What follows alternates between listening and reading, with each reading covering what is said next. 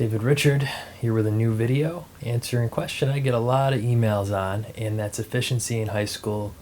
Obviously, you have a lot to do in high school between the work, the standardized testing, the college application process. You have a lot going on. So I get a lot of questions asking, David, how can I be more efficient?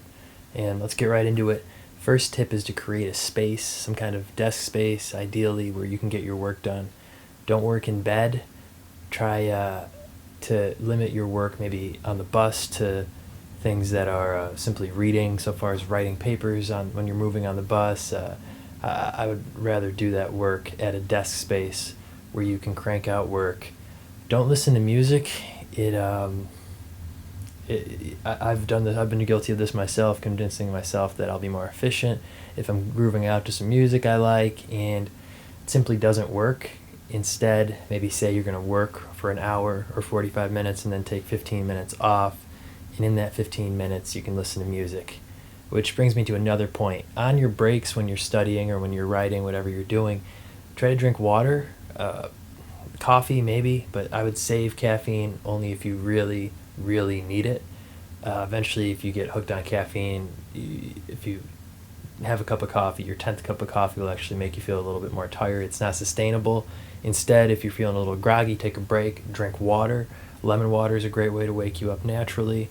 And also a little bit of movement will kind of jolt you if you're feeling like you're falling asleep a little bit, maybe not as productive. So take breaks, you need breaks, but I would emphasize drinking water. It's a great way to wake up.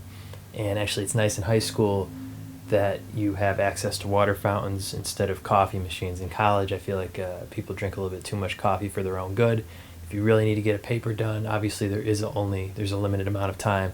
If you need to drink a coffee, don't hesitate, but don't overlook the fact that you might just need some water, and that might be all you need to hydrate you and wake you up. So, also on the topic of social media, I got rid of all social media accounts and have been a lot more productive for it. Then again, I'm older than a lot of you guys in high school and college, so it's not as big of a deal socially. But what you can do, there are a number of programs that I found online that can limit the amount of time you can spend on Facebook. On your computer, I got a list here. There's I've heard good things about willpower.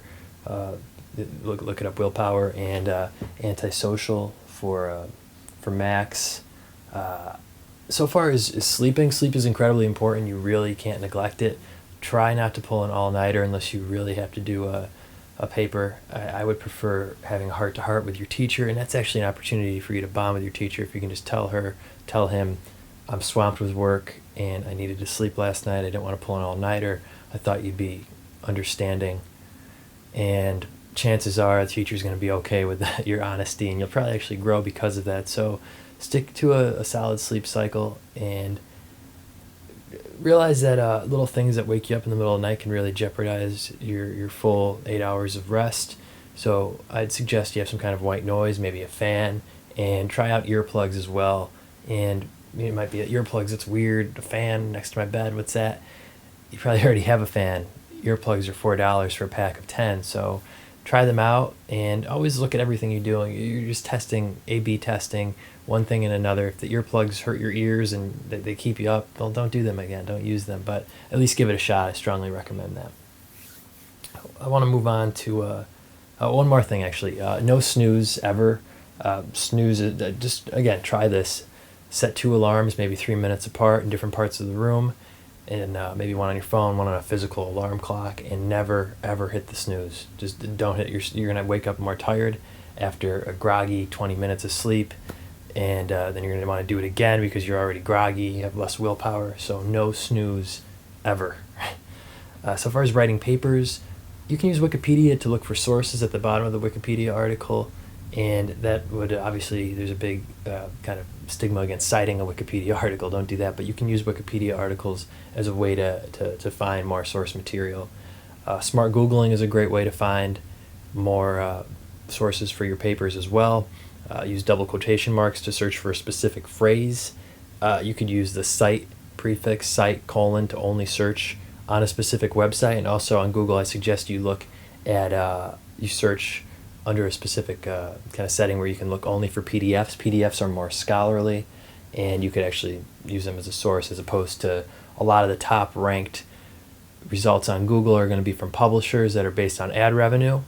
That they have a high SEO on Google. I don't want to get too much into that, but those are going to be very basic articles, usually just meant to drive traffic, so you can click on more articles. Very, very kind of top level basic thinking. So, but PDFs that you can search for on Google are usually going to be more scholarly, maybe even published by a professor, and then there you go. You can use that for one of your papers. You can cite that. And so far as test taking, I just want to wrap on test taking. Asking the teacher what's going to be on the test is tantamount equal to just saying, give me the answer sheet. It's very basic. I prefer that you ask, is the test going to be cumulative? What's the format of the test? Those are a little bit more of a kind of polite, insightful way to get the same answer, to get more of a focused view of what you should be preparing for. And if you must guess on a test, look for an answer that has more nuance. We'll talk about nuance in college essays and nuance in writing your kind of standardized SAT, ACT essay questions. And nuance is incredibly important. You'll find that most issues in life are not black and white. There's some gray area. So usually the errant, incorrect answer on a test is too extreme. So look for an answer that has more nuance if you have to guess. Hopefully, if you've listened to all these tips that I just gave, you'll be well prepared for the test and you won't have to be guessing at all. So these are just some thoughts I had on efficiency. I'm going to be coming out with more videos on similar topics, so stay tuned. Thanks for watching. I'm David Richard. Bye.